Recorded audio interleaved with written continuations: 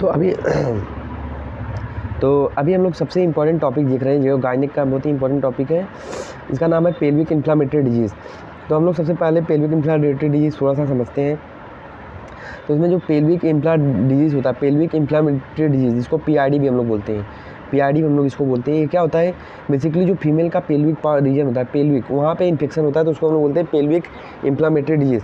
जैसे ओवरी का इन्फेक्शन हो गया, यूट्रस का हो गया, ओवरी का हो गया, यूट्रस का हो गया, वजाइना का हो गया, फॉलोपियन ट्यूब का हो गया, और उसके बाद पेरिटोनियम में भी यहाँ पे इन्फेक्शन चले गया, तो उसको हम लोग बोलते हैं पेल्विक इन्फ्लामेटरी डिजीज़ेस।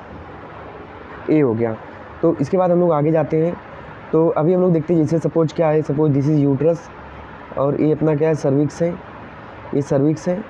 अब ये वजाइना है अपना, अब ये अपना ट्यूब बना दिया, दिस इज़ ट्यूब, और ये ओवरी ये ट्यूब हो गया, यहाँ पे ओवरी लगा दिया, और ये पेरिटोनियल कैविटी हो गई। अब क्या होता है, जो इन्फेक्शन होते हैं बेसिकली असेंडिंग इन्फेक्शन होते हैं, जैसे क्लाइमेडिया और gonorrhoea, basically primary micro organism यही है, क्लाइमेडिया और गोनोरिया। यहाँ पे क्या होगा, पुरुलेंट डिस्चार्ज वगैरह दिखेगा। तो क्या होगा, असेंडिंग इन्फेक्शन मतलब सबसे पहले एक्सटर्नल सोर्स के थ्रू ये कहाँ पे आएंगे, वजाइना में आएंगे, फिर उसके बाद यूट्रस में आएंगे, तो यूट्रस में इन्फेक्शन करेंगे, वजाइना में इन्फेक्शन करेंगे, फिर फॉल्पियन ट्यूब में इन्फेक्शन कर देंगे। इसके बाद ये फॉल्पियन ट्यूब के बाद ओवरी में भी इन्फेक्शन कर देंगे और पेरिटोनियम में भी कर देंगे, तो उसको हम लोग क्या बोलते हैं, पेरिटोनाइटिस, मतलब पेरिटोनियम में इन्फेक्शन हो गया, पेरिटोनियम में कर देंगे। और पाउच ऑफ डगलस के थ्रू और ये पेरिटोनियम के इन्फेक्शन के थ्रू कहाँ चल जाएगा, लीवर में भी चले जा सकता है, मतलब अगल बगल के जितने ऑर्गन है वहाँ पे भी ये इन्फेक्शन चले जा सकता है। तो ये हो गया। तो इसके बाद अभी हम लोग 1 बाय 1 चीज़ों को देखते हैं और समझते हैं। तो ये नोट्स है ताकि जो है जल्दी ख़त्म हो जाएंगे। देखो, तो सबसे पहले क्या बोला कि पेल्विक इन्फ्लामेटरी डिजीज में यूट्रस, ट्यूब, ओवरी का इन्फेक्शन होता है, और ये असेंडिंग इन्फेक्शन होता है, मतलब वजाइना से चढ़ता है कहाँ पे, यूट्रस की तरफ में। और ये क्या होता है, माइक्रो ऑर्गेनिज्म होते हैं। प्राइमरी माइक्रो ऑर्गेनिज्म कौन है, गोनोरिया है, क्लाइमेडिया है और माइकोप्लाज्मा है। तो ये बेसिकली क्या होता है, मेन कॉज ऑफ पीआईडी क्लाइमेडिया और गोनोरिया करते हैं। ये क्या होता है, और इन्फ्लामेशन होता है तो वहाँ पे असेंडिंग टाइप ऑफ इन्फेक्शन यहाँ पे दिखेगा, इन्फेक्शन असेंडिंग टाइप का होगा। और सोर्स क्या होता है, एक्सटर्नल इन्वायरमेंट। तो सबसे पहले वजाइना में गया इन्फेक्शन, फिर सर्विक्स में, सर्विक्स बाद यूट्रस में, फिर ट्यूब में जाता है, और ट्यूब के बाद वो कहाँ जाएगा, ओवरी और पेरिटोनियम में और अदर ऑर्गन में चले जाएगा। अब रिस्क फैक्टर कौन कौन से हैं, मतलब किनको किनको चांसेस है पीआईडी होने के, कौन कौन है वो, जो मेंस्ट्रुएटेड टीनेजर है, वो टीनेजर, तो वहाँ का पीएच जो है, जो टीनेजर है 19 से 20 साल की लड़की है, जो वो वहाँ पे वो मेंस्ट्रुअल साइकिल उसका चला है, तो वहाँ पे पीएच कभी कभी चेंज हो जाता है स्ट्रेस वगैरह की वजह से, हार्मोनल डिसबैलेंस की वजह से, तो उसमें हो जाता है पीआईडी हो सकता है उसमें। मल्टीपल सेक्सुअल पार्टनर है जिसके, और एब्सेंस ऑफ ओसीपी। अब वो जो ओसीपी होता है बेसिकली क्या करता है, ओसीपी जो होता है अगर जो नहीं लेता तो उसको पीआईडी हो सकता है। क्यों, क्योंकि ओसीपी जो होता है वजाइनल कैनाल के आसपास जो होता है वो ठीक म्यूकस प्लग बनाता है, जिससे असेंडिंग इन्फेक्शन नहीं होते, तो इसकी वजह से क्या होता है, पीआईडी नहीं होता। पर अगर नहीं लेता तो ओसीपी, यहाँ पे अगर ओसीपी नहीं लेते तो ये हो सकता है PID. Then history of PID हो, प्रीवियस हिस्ट्री ऑफ पीआईडी हो, इंट्रायूटेराइन डिवाइसेस यूजेस है जैसे कॉपर टी वगैरह, और वो एरिया जहाँ पे सेक्सुअल ट्रांसमिटेड डिजीज़ ज़्यादा होते हैं तो वहाँ पर भी वो हो सकता है, पीआईडी के खतरा वहाँ पर भी है। और उसके बाद हम लोग आगे देखते हैं कि सिम्टम क्या होगा। तो यहाँ पे एक्यूट लोअर एब्डोमिनल पेन होगा और बाइलेटरल होगा। कैसे, bilateral acute abdominal lower abdominal pain, मतलब एक 4 कोऑर्डिनेट में डिवाइड कर दिया इसको 9 कोऑर्डिनेट में, तो इसको क्या होगा, यहाँ पे पेन दिखेगा, यहाँ पे पेन दिखेगा दोनों लोअर एब्डोमिनल साइड में, बाइलेटरल लोअर एब्डोमिनल पेन दिखेगा। तो यहाँ पे पाल्पेट करेंगे तो लोअर एब्डोमिनल पेन दिखेगा, टेंडरनेस दिखेगा वहाँ पे, और वहाँ पे डिस्टेंस ऑर्गन, उसके बाद वजाइनल डिस्चार्ज होगा, पुरुलेंट होगा, फीवर होगा, वीकनेस होगा उसको। और यहाँ पे अगर लीवर में सपोज इन्फेक्शन पेरिटोनियल के थ्रू लीवर में चले गया है, पाउच ऑफ डगलस के थ्रू लीवर वगैरह में चले गया है, तो नाउजिया होगा, वोमिटिंग होगा, जीआई प्रॉब्लम होगी वहाँ पे, मतलब उसको ब्लोटिंग, नाउजिया, वोमिटिंग ये सब होगा, और लैक ऑफ एपेटाइट होगा, तो ये सब होगा। इसी को हम लोग क्या बोलते हैं, फीड्स-ह्यू-कर्टिस सिंड्रोम, फीड्स-ह्यू-कर्टिस सिंड्रोम। तो फीड्स-ह्यू-कर्टिस सिंड्रोम मतलब क्या होता है, जो इन्फेक्शन था वो कहाँ पे चले गया, लीवर में चले गया थ्रू पेरिटोनियल और पाउच ऑफ डगलस के थ्रू, ये सब कहाँ, पेरिटोनियम में चले गया, सॉरी लीवर में चले गया, और वहाँ पे एब्डोमिनल ब्लोटिंग होगी, उसके बाद nausea, vomiting, lack of appetite, और खाना उसको भूख नहीं लगेगी, तो ये सब हो गया, जो लिथार्जिक होगा। तो ये सब क्या है, ये सब किसके सिंड्रोम है, फीड्स-ह्यू-कर्टिस सिंड्रोम। और टेम्परेचर एलिवेटेड मिलेगा और ये होगा, और लीवर के साइड मतलब जो राइट हाइपोकोंड्रियम है वहाँ पे क्या मिलेगा अपने को, टेंडरनेस मिल सकता है। अब हम लोग क्या करेंगे, वजाइनल एग्जामिनेशन करेंगे तो क्या मिलेगा, एवरेज वजाइनल डिस्चार्ज मिलेगा जो कि पुरुलेंट होगा, और जो यूरेथ्रल मीएटस होगा वो कंजेस्टेड होगा। उसके बाद क्या बोला, जो बार्थोलिन ग्लैंड होती है, जिसे ये अपना वेस्टिब्यूल है, मतलब ओपनिंग है, तो यहाँ पे वजाइनल और 2 पैरा यूरेथ्रल ओपनिंग, और यहाँ पे जो बार्थोलिन जो ग्लैंड होता है वहाँ पे जो उसकी डक्ट होती है, उसको हम लोग अगर उसको प्रेशर डालेंगे, उसके ऊपर प्रेशर डालेंगे, बार्थोलिन डक्ट के ऊपर प्रेशर डालेंगे तो क्या होगा, वहाँ पे पस जो होगा स्केप होगा, स्केप होगा वहाँ से, मतलब स्केपिंग ऑफ पस होगा on putting pressure on Bartholin duct. ये अपने को ध्यान रखने का है। और बाय मैनुअल पाल्पिटेशन में क्या होगा, फोर्निक्स में टेंडरनेस मिलेगा, और उसको हिलाएंगे तो और फोर्निक्स में पेन मिलेगा। फोर्निक्स मतलब क्या होता है, जो वजाइना सर्विक्स के पास में जो कॉर्नर बनाता है उसको हम लोग बोलते हैं फोर्निक्स। पर स्पेक्टुलम एग्जामिनेशन करेंगे तो विसरा जो है, कंजेस्टेड सर्विक्स मिलेगा, कंजेस्टेड सर्विक्स अपने को मिलता है। और क्या होता है, पुरुलेंट डिस्चार्ज वहाँ पे आता है। सर्विक्स कंजेस्टेड का मतलब होता है मोर रेडनेस, वहाँ पे रेडनेस बहुत ज़्यादा होगी क्योंकि वहाँ पे इन्फ्लामेशन हो चुका है। तो इन्फ्लामेटरी मीडिएटर जैसे होते हैं प्रोस्टाग्लैंडिन वगैरह, ल्यूकोट्राइन वगैरह, इसके वजह से वहाँ पे क्या होगा, कंजेस्टेड रहेगा वो। और ठीक मास वहाँ पे फील्ड होगा फोर्निक्स में, ठीक मास, क्योंकि कभी कभी होता है ट्यूबो ओरियन मास बन जाता है या फिर ट्यूबो ओरियन एक्सेस हो जाता है वहाँ पे, तो ठीक मास फील्ड होगा वहाँ पे ये फोर्निक्स के पास में।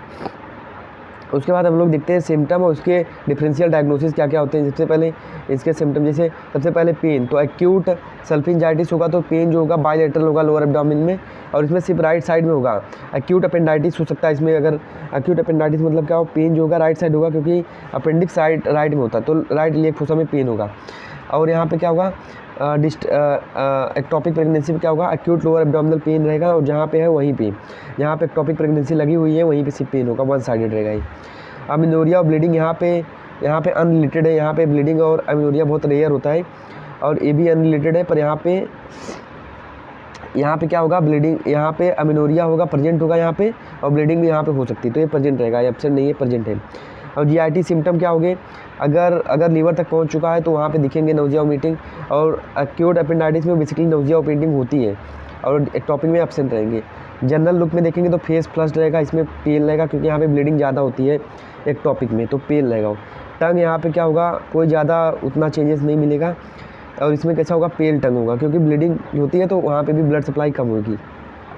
बस तीनों में रैपिड दिखेंगे। टेम्परेचर सबसे ज़्यादा एलिवेटेड किस में रहेगा, एक्यूट सल्फिंजाइटिस में। उसके बाद टेंडरनेस यहाँ पे दो दिखेगी, lower abdomen on both side.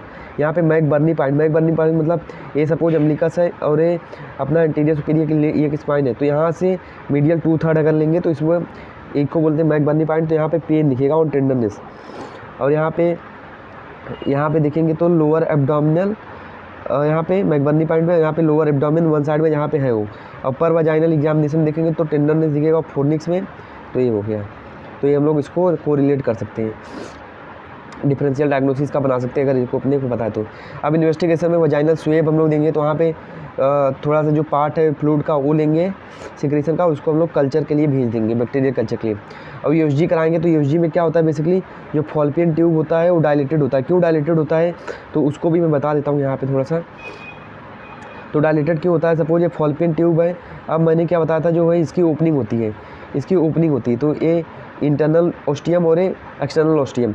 तो क्या होता है, इन्फेक्शन की वजह से ओपनिंग ब्लॉक हो जाती है, अभी ब्लॉक हो जाती है तो क्या होता है, यहाँ पे सिक्रीशन मैंने बताया था, यहाँ पे सिक्रीशन होते हैं, तो ये सिक्रीशन होते रहते हैं, इसकी वजह से क्या होता है, ये डायलेट हो जाता है, तो ये डायलेटेड दिखेगा।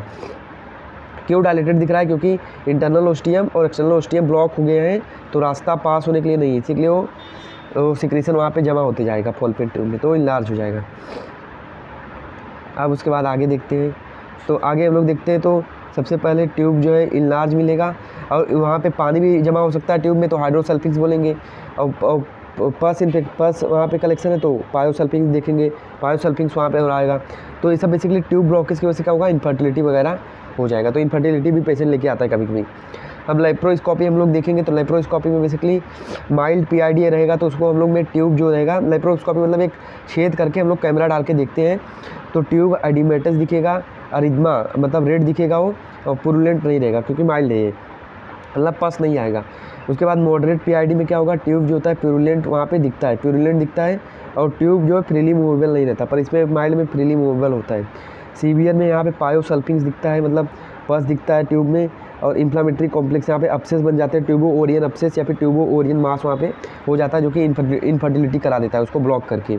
तो रास्ता ब्लॉक करके क्या हो जाता है, ट्यूबो ओरियन मास या ट्यूबो ओरियन अपसेस होता है, उसके बाद इनफर्टिलिटी हो जाता है due to blockage of fallopian tube. ये हो गया।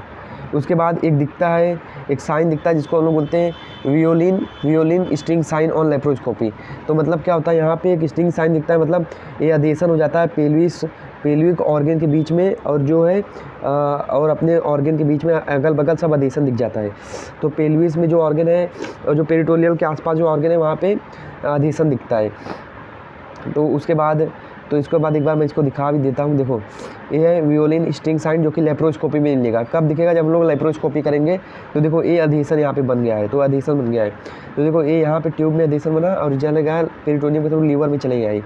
तो वियोलिन स्ट्रिंग साइन दिखता है हम लोग को, मतलब अधेशन होता है ये।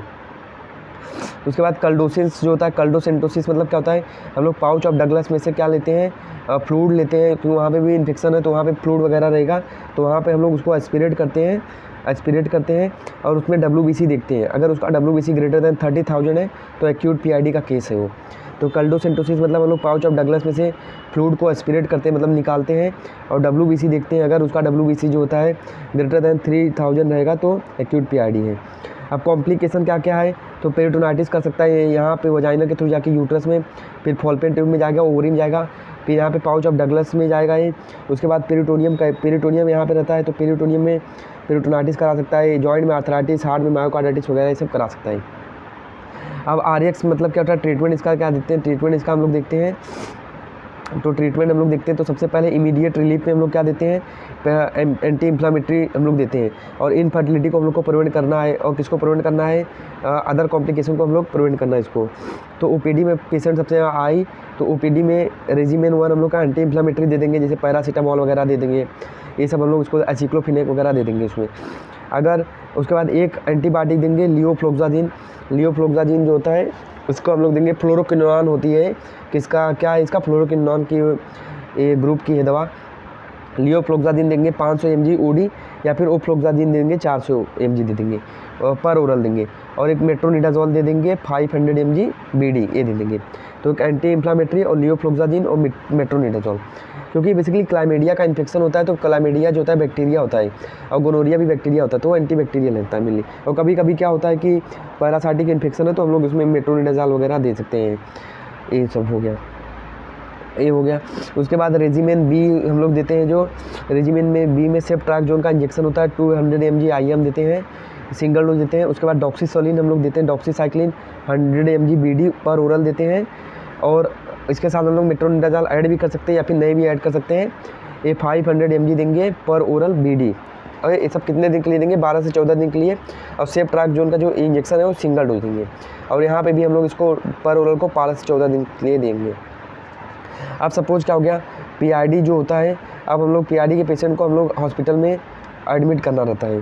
तो सपोज क्राइटेरिया क्या क्या है कि सपोज टेम्परेचर बहुत ज़्यादा इंक्रीज है, या फिर हम लोग सस्पेक्ट कर रहे हैं ट्यूबो ओरियन मास है, और थेरेपी से वो हम लोग 40 से 48 घंटे हो गए, पर उस थेरेपी से जो ओरल ड्रग हम लोग दे दिया उससे रिस्पॉन्स नहीं कर रहा है, और ये HIV है उसको, या फिर प्रेगनेंसी है, तो उसको हम लोग एडमिट कर लेते हैं।